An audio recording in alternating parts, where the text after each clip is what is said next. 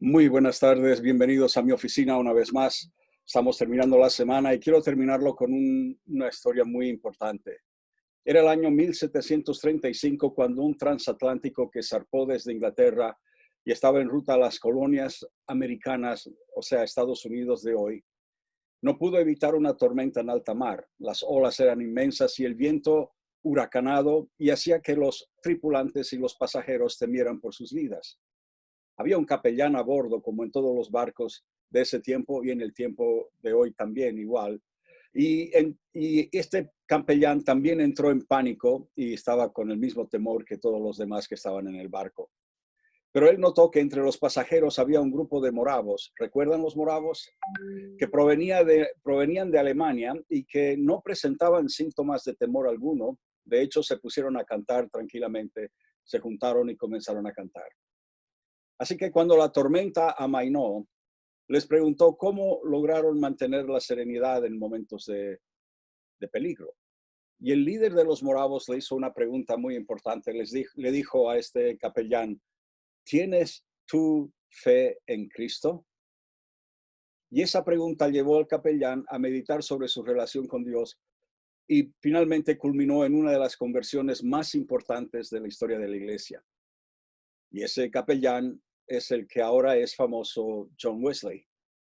Hijo de anglicanos, de hecho su padre Samuel era ministro de la iglesia y su madre Susana enseñó eficazmente moral y fe en Cristo a sus 19 hijos, pero también hizo homeschooling, o sea, les enseñaba todo lo, gramática, aritmética, todo lo que tenían que aprender en la escuela, lo enseñaba en casa, ella lo enseñaba en casa durante 6 horas al día y nos narran que era muy estricta en la disciplina. Ellos ya creían en enseñar a los niños en casa en vez de mandarlos a las escuelas públicas. Cuando John tenía 6 años de edad, hubo un gran incendio en la casa. John estaba profundamente dormido, no se despertó. Todos salieron corriendo de la casa menos John. Cuando su padre se dio cuenta de que todavía estaba este niño de 6 años en casa, él intentó volver a la casa para salvarlo, pero las llamas ya estaban muy fuertes, era imposible penetrar. Y así que él se arrodilló y entregó a su hijo en oración a Dios. Pero grande fue la sorpresa de todos cuando vieron al niño en una de las ventanas del segundo piso. Los vecinos rápidamente se organizaron e hicieron una especie de escalera humana, por llamarlo de alguna forma, una pirámide humana, y lograron salvarlo segundos antes de que la casa entera se desplomara. Literalmente fue arrancado de las llamas. De hecho, ese fue su apodo, aquel que había sido arrancado de las llamas, una rama arrancado de la llama. Su madre vio en ese episodio un mensaje divino de que Dios tenía algo importante para la vida de este niño.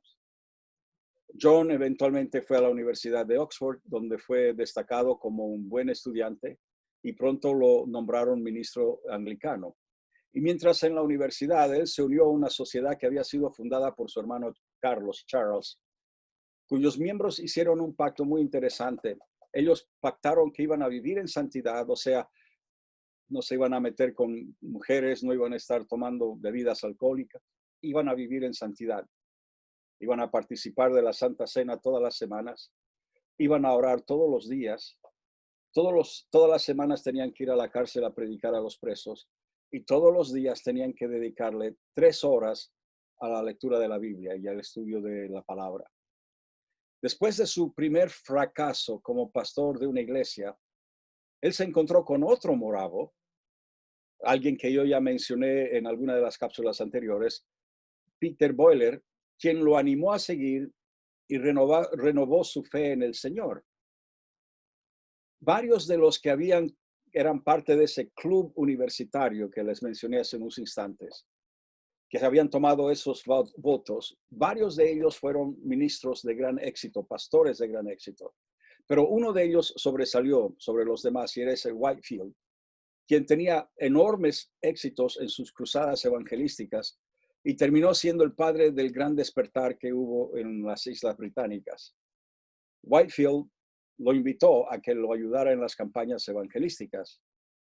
Y para Wesley fue un choque cultural porque esas campañas al aire libre y las respuestas emotivas a las predicaciones también emotivas de Whitefield era algo que rompía todos sus paradigmas en cuanto a lo que debía de ser la presentación de la palabra del Señor. Sin embargo, había algo que le llamó la atención poderosamente, y eso era la atención, las grandes multitudes que venían a las reuniones.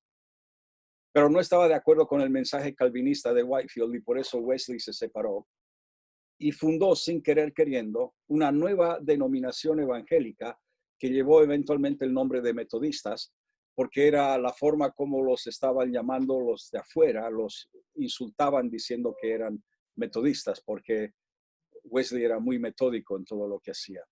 Por ejemplo, su enseñanza de la palabra fue el que le dio este nombre, porque él era muy metódico en el estudio de la palabra. Tenía un método específico para todas las cosas. Por ejemplo, él estableció clases donde tenían que venir 11 personas más un líder, o sea, 12 personas. O sea, esto de lo que de los 12 y qué sé yo, que últimamente ha invadido Latinoamérica y mucha parte del mundo, no era necesariamente algo nuevo, sino que era algo que ya los metodistas estaban haciendo hace 300, 400 años. Y estos estudiantes que venían a estas clases, a estos grupos pequeños, a estos grupos familiares, se reunían semanalmente para orar, para leer la Biblia, discutir temas espirituales y recoger ofrendas para proyectos de caridad.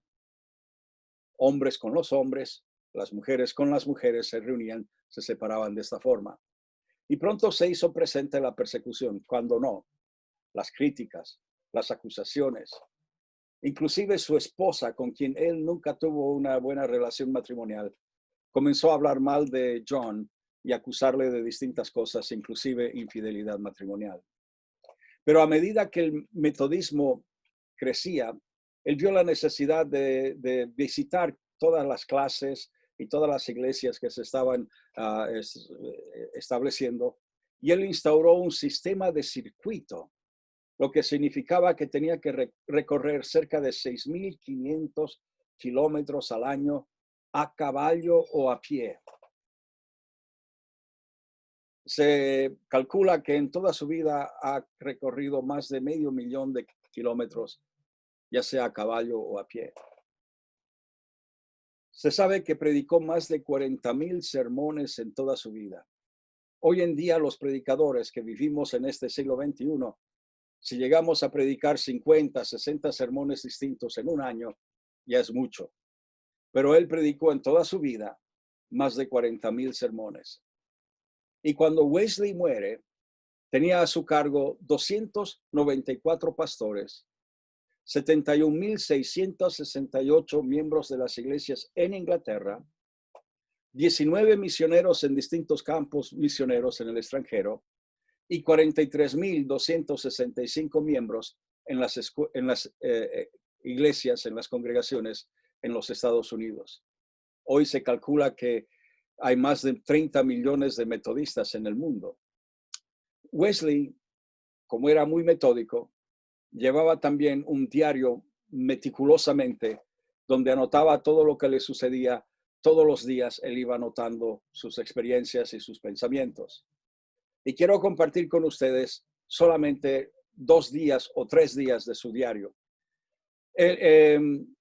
Veamos lo que él escribió un día 5 de mayo. Dice: prediqué en la iglesia de Santa Ana y me pidieron que nunca más vuelva. Eso fue en el culto del domingo por la mañana. Por la tarde del mismo día, dice, prediqué en la iglesia de San Juan y los diáconos me dijeron que saliera de la iglesia y que no volviera nunca más. El 12 de mayo, o sea, una semana después, predicó en la iglesia de San Judas y la respuesta fue la misma: vete y no vuelvas. Por la tarde predicó en la iglesia de San Jorge y lo echaron de allí también. Una semana después, el 19 de mayo, lo echaron de otra iglesia. Entonces él decidió que por la tarde él iba a predicar en la calle. Vinieron y lo echaron de la calle también. El 26 de mayo predicó en un descampado y tuvo que salir corriendo porque soltaron a un toro bravo que terminó con la reunión. El 2 de junio predicó al lado de una carretera y lo mandaron a callar. y esa misma tarde predicó en otro descampado, pero esta vez más de 10,000 personas vinieron a escuchar el mensaje que él tenía que predicar. Yo creo que usted y yo y muchos de nosotros nos hubiéramos rendido después del primer fracaso, después de la primera vez que nos echan de la iglesia y nos dicen, no vuelvas, vas a predicar aquí. Yo creo que todos iríamos a la casa, nos esconderíamos en una sala muy oscura y comenzaríamos a llorar. Nadie me quiere, nadie me ama, y no volveríamos jamás a predicar el evangelio. Pero para John Wesley ese simplemente fue el primer peldaño hacia un avivamiento y el establecimiento de una iglesia poderosa que ha bendecido a muchos alrededor del mundo, inclusive aquí en Chile, muchas iglesias metodistas que toman su origen de la predicación de John Wesley. ¿Qué es lo que podemos aprender de este hombre, de este magnífico predicador? Lo que podemos aprender es el hecho de que no te rindas. Si hay un rechazo, sigue adelante. Si tienes una visión o un llamamiento de Dios, no te rindas, no importa lo que digan los demás.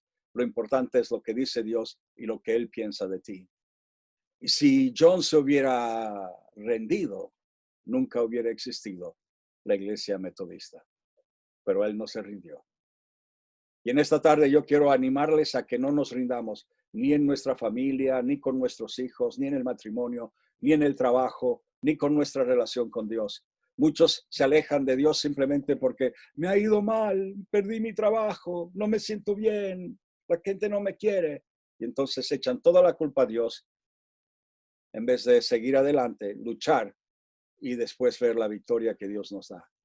Esa derrota que usted ha sufrido es simplemente un peldaño hacia la victoria final. Así que quiero orar por usted en esta tarde. ¿Por qué no oramos? Padre, pido por aquellas personas que han sufrido alguna derrota en las últimas semanas, últimos meses, y que se sienten derrotados y tal vez algunos de ellos han perdido ánimo. Señor, que tomando el ejemplo de tu siervo, John Wesley, en esta tarde pido, Señor, que podamos renovar nuestras fuerzas y nuestra intención de seguir adelante y nunca rendirnos, jamás rendirnos.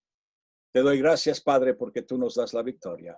Bendice a cada uno que me está escuchando en esta tarde.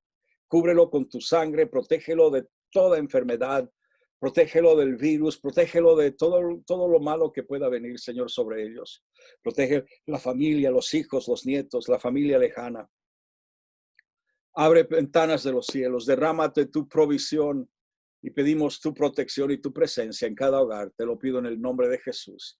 Amén, amén, amén, amén. Bueno, pues nada, gracias por estar en la sintonía una vez más. Y si Dios quiere, nos vemos otra vez el próximo día. Dios les bendiga ricamente. Hasta mañana.